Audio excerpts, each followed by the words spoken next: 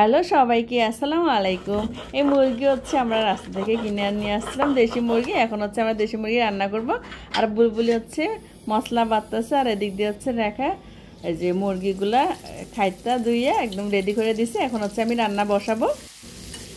এতে আমি রান্না করতেছি। রান্না করি আমরা হচ্ছে রান্না করতেছি আর বুলবুলি করতেছি। দিদি হলো মুরগি রান্না করে, দেশি মুরগি।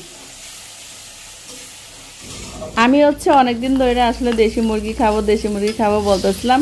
আমি আসলে যখনই মুরগি কিনি বা দেখা যায় যে যখন রাস্তাঘাটে দেশি মুরগি আছে না, যে মুরগিরে নিয়ে বসে থাকে, ওগুলো কিনি ঠিক আছে, কিন্তু আমার কাছে না ওগুলো নিয়ে এসে রান্না করলে একটু মজা লাগে না। আর আমাদের এলাকাতে দেশি মুরগি মানে অনেক অন্যরকম গ্রান হয় এবং দেখা যায় যে অনেক মজা হয়।